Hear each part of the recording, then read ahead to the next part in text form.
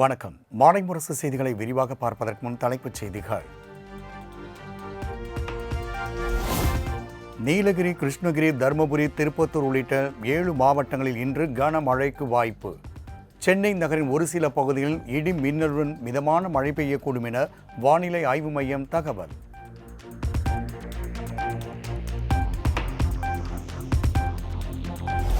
தமிழ்நாட்டிற்கான நியாயமான நிதி உரிமையை நிதி ஆயோக் கூட்டத்தில் வெளிப்படுத்த டெல்லி செல்கிறேன்.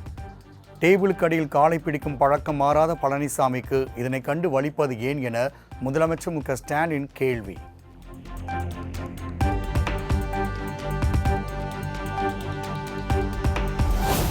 ஒரே ரெய்டில் புலிகேசியாக மாறி வெள்ளைக்கொடி ஏந்தச் சென்ற பழனிசாமி என்னை பார்த்து வெள்ளைக்கொடி ஏந்தியதாக பேச நான் கூசவில்லையா? கொண்ட கொள்கையில் உறுதியாக நிற்பேன், தமிழ்நாட்டுக்கான நிதியை போராடி பெறுவேன் என முதலமைச்சர் மு.க. ஸ்டாலின் உறுதி.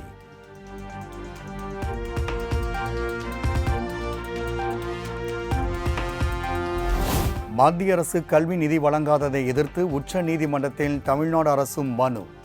தேசிய கல்விக் கொள்கை ஏற்கச் சொல்லி மத்திய அரசு கட்டாயப்படுத்துவது அரசியல் சாசனத்துக்கு எதிரானது என வாதம்.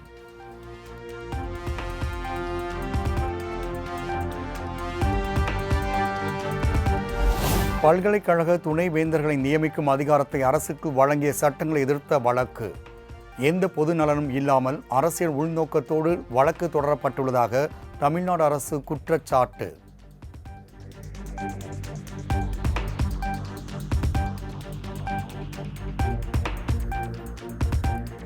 இரட்டை இலை தொடர்பான வழக்கு டெல்லி தேர்தல் ஆணையத்தில் நாளை விசாரணை.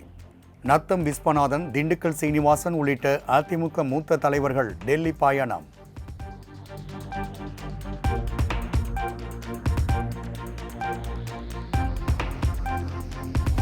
சென்னை பரங்கிமலை, ஓசூர் மற்றும் திருவண்ணாமலையில் புதிய தோழி விடுதிகள் திறப்பு. சென்னை தலைமைச் செயலகத்திலிருந்து காணொலி காட்சி மூலம் திறந்து வைத்தார் முதலமைச்சர் மு.க. ஸ்டாலின்.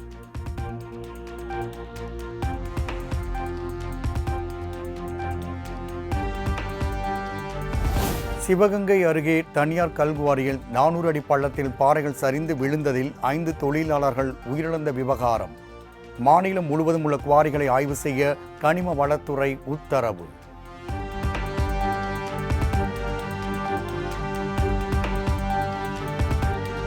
தனக்கும் அன்புமணிக்கும் இடையே மனக்கசப்பு எதுவும் இல்லை என பாமக நிறுவனர் ராமதாஸ் திட்டவட்டம். அன்புமணியை நான் கட்சி விட்டு நீக்கப் போவதாக கட்சியினர் சிலரே வதந்தி பரப்புவதாகவும் வேதனை.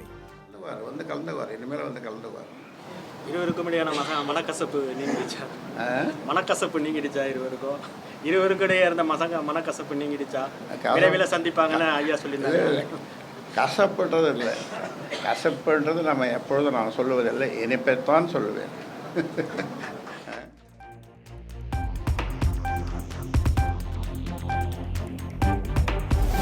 அன்புமணிக்கும் ராமதாசுக்கும் இடையிலான உட்கட்சி மோதல் முடிவுக்கு வருகிறது.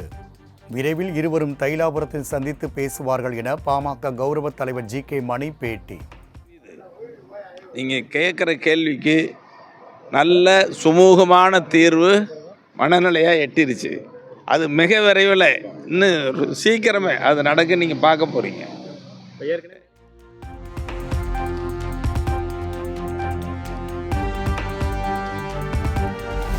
விவாகரத்து கோரிய வழக்கில் நடிகர் ரவிமோகன் மனைவி ஆர்த்தி சென்னை குடும்பநல நீதிமன்றத்தில் ஆஜர்.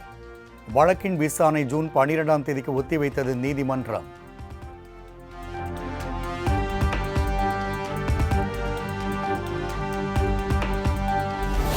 கணவர் ரவிமோகனிடம் இருந்து மாதந்தோறும் 40 லட்சம் ரூபாய் ஜீவனாம்சம் கோரி ஆர்த்தி மனு தாக்கல். ஆர்த்தி மகனுக்கு ஜூன் 12ஆம் தேதிக்குள் பதிலளிக்க ரவிமோகனுக்கு சென்னை குடும்ப நல நீதிமன்றம் உத்தரவு.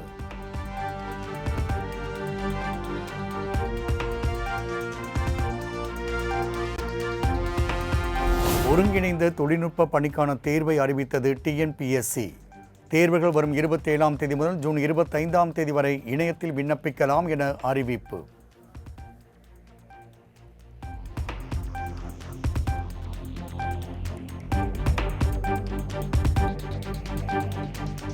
சென்னையில் ஆபரண தங்கத்தின் விலை சவரனுக்கு 1760 ரூபாய் உயர்வு. கிராமுக்கு 220 ரூபாய் அதிகரித்து 8,930 ரூபாய்க்கும், ஒரு சவரன் 71,440 ரூபாய்க்கும் விற்பனை.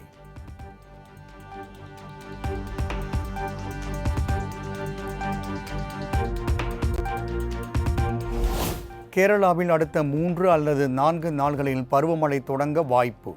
இந்திய வானிலை ஆய்வு மையம் தகவல்.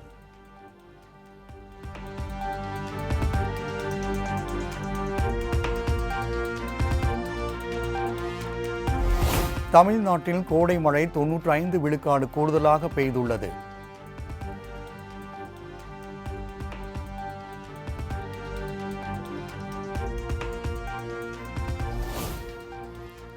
மாநில உரிமையை மீட்டெடுக்க நிதி ஆயோக் கூட்டத்தில் முதலமைச்சர் பங்கேற்பது வரவேற்கத்தக்கது என செல்வ பெருந்தகை கருத்து. தமிழ்நாட்டில் இந்தியா கூட்டணி வலுவாக உள்ளதாகவும் விளக்கம். தன்னுடைய தமிழ்நாட்டு உரிமையை மீட்டெடுக்க தமிழ்நாட்டு மக்களுடைய குரலாக தமிழ்நாடு முதலமைச்சர் இந்த நிதி ஆயோக் கூட்டத்தில் கலந்து கொள்ளுகிறார். அதை காங்கிரஸ் பேரியக்கம் வரவேற்கிறது, பாராட்டுகிறது.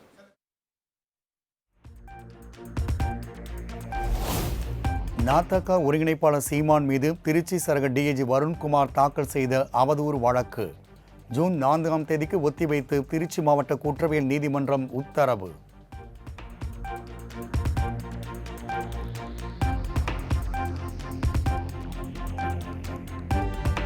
செங்கல்பட்டு அருகே அனகாபுத்தூர் ஆற்றங்கரையோரம் ஆக்கிரமிப்பு வீடுகள் இடித்து அகற்றம். பாதிக்கப்பட்ட மக்களுக்கு ஆறுதல் கூற சென்ற சீமான் போலீசாருக்கும் நாதக தொண்டர்களுக்கும் இடையே தள்ளுமுள்ளு.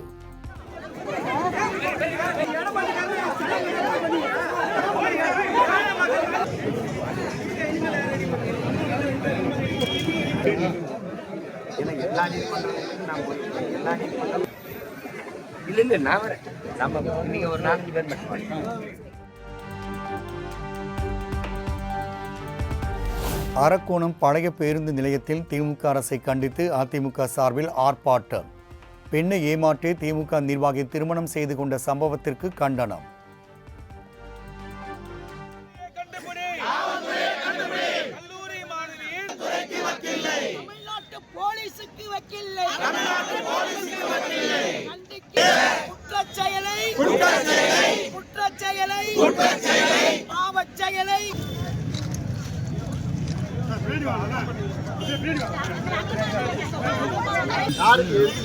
ஆட்சி கூட இதை காவல் ஒரு விசாரணை பண்ணல, ஒரு வாக்குமூலம் எடுக்கல.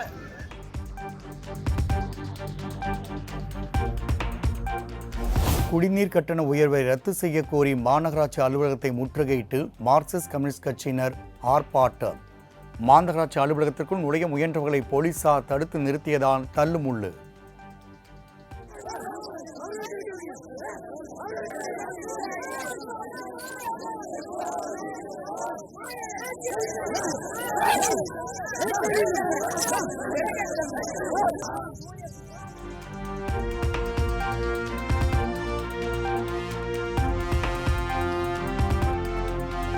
இரண்டாம் உலகப் போரின் வெடிகுண்டு சென்னை எண்ணூரில் கண்டெடுப்பு.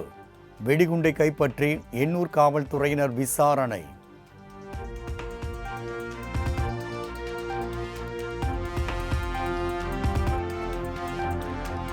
சென்னை கடற்கரை தாம்பரம் மின்சார ரயிலில் 6வது பெட்டியிலிருந்து திடீரென வெளியேறிய கரும்புகை. 30 நிமிடங்களுக்கு மேலாக ரயில் சேவை நிறுத்தப்பட்டதால் பயணிகள் அவதி.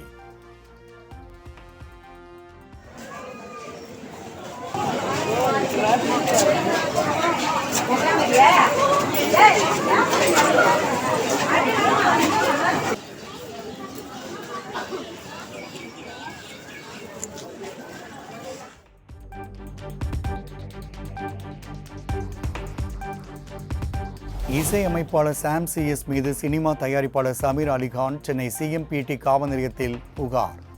சாம் சிஎஸ் 25 லட்சம் ரூபாய் வாங்கிவிட்டு இசையமைத்து தராமலும் பணத்தை திருப்பித் தராமலும் மோசடி செய்ததாக குற்றச்சாட்டு.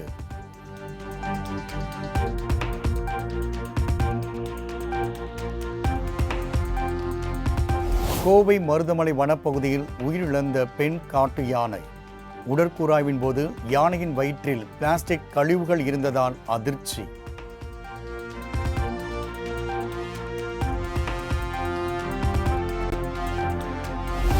நெல்லை மாவட்டம் கல்லிடைக்குறிச்சி அருகே ஆக்கிரமிப்பு வீடுகள் ஜேசிபி மூலம் இடித்து அகற்றம். முன்னெச்சரிக்கையாக அம்பாசமுத்திரம் டிஎஸ்பி தலைமையில் ஏராளமான போலீசார் குவிப்பு.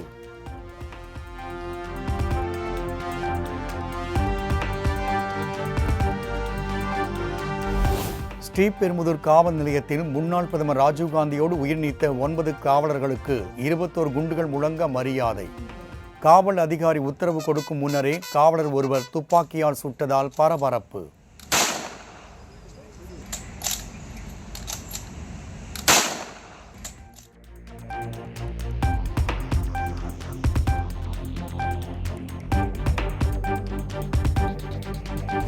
திருப்பூர் மாவட்டம் கரைப்புதூர் பகுதியில் தனியார் சாய ஆலையில் விஷவாயு தாக்கி 3 பேர் உயிரிழந்த விவகாரம்.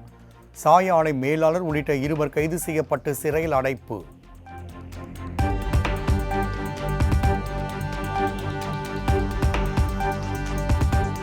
தஞ்சாவூர் அருகே அறுவடைக்கு தயாராக இருந்த 100கணக்கான ஏக்கர் நெற்பயிர்கள் மழையினால் சேதம். உரிய இழப்பீடு வழங்க கோரி வயலில் இறங்கி விவசாயிகள் ஆர்ப்பாட்டம்.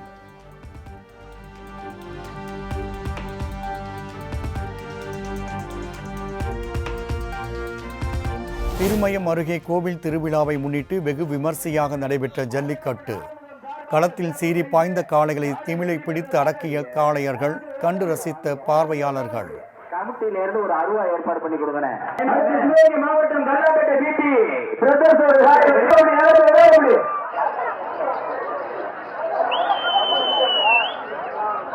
நம்பர் 18 காலை வெற்றி பெற்றதாக அறிவிக்கப்படுகிறது.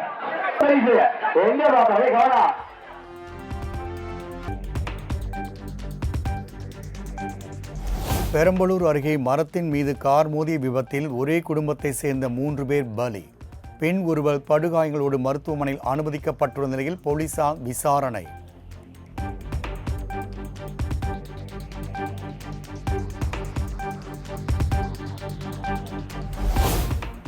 சேலம் மாவட்ட ஆட்சியர் அலுவலகத்திற்கு இமெயிலில் வெடிகுண்டு மிரட்டல்.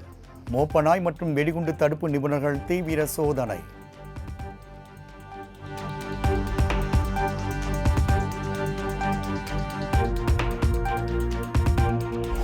காவிரி நீர்பிடிப்பு பகுதிகளில் பெய்த தொடர் மழை எதிரொலி. ஒகேனக்கலுக்கான நீர்வரத்து 14,000 கனஅடியாக அதிகரிப்பு.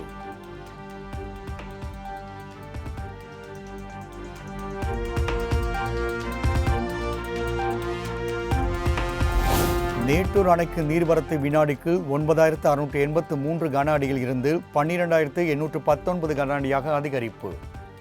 அணையில் இருந்து குடிநீர் தேவைக்காக வினாடிக்கு 1000 கன அடி நீர் வெளியேற்றம்.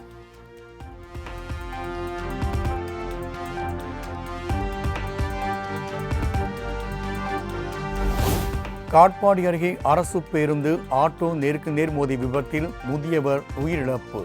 மேலும் 2 படுகாயமடைந்த நிலையில் சிசிடிவி காட்சி வெளியீடு.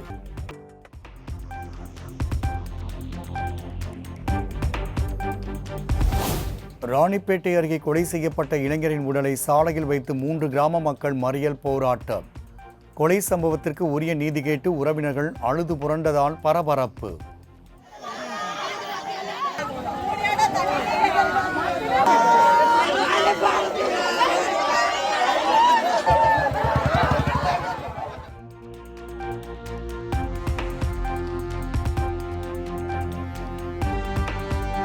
சத்தீஸ்கர் மாநிலத்தில் 26க்கும் மேற்பட்ட நக்சலைட்டுகள் துணை ராணுவ படையால் சுட்டுக் கொலை.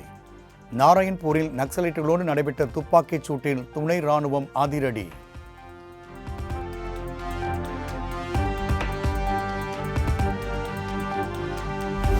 முன்னாள் பிரதமர் ராஜீவ்காந்தியின் 34வது நினைவு தினம் அனுசரிப்பு. டெல்லியில் உள்ள நினைவிடத்தில் ராகுல் காந்தி, மல்லிகார்ஜுன கார்கே உள்ளிட்டோர் மரியாதை.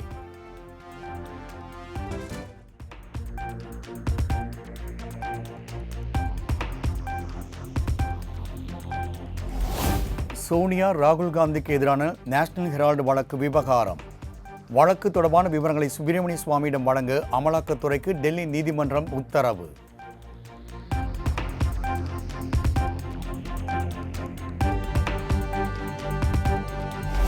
கர்நாடகாவின் விஜயபுரா மாவட்டத்தில் கார் சாலை தடுப்பு மற்றும் பேருந்து மீது மோதி கோர விபத்து.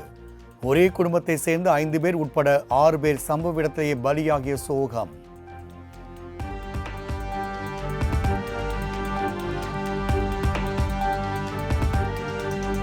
ஹைதராபாத்தில் லாரி கார் நேருக்கு நேர் மோதிய பயங்கர விபத்தில் 3 இளைஞர்கள் உயிரிழப்பு. நெஞ்சை பதற வைக்கும் சிசிடிவி காட்சி.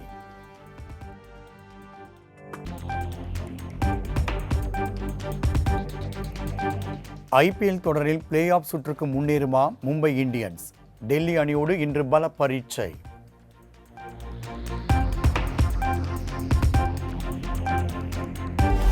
சீனாவில் 650 ஆண்டுகள் பழமையான கோபுரத்தின் கூரை இடிந்து விழுந்து விபத்து. சமூக வலைதளங்களில் வீடியோ வைரல்.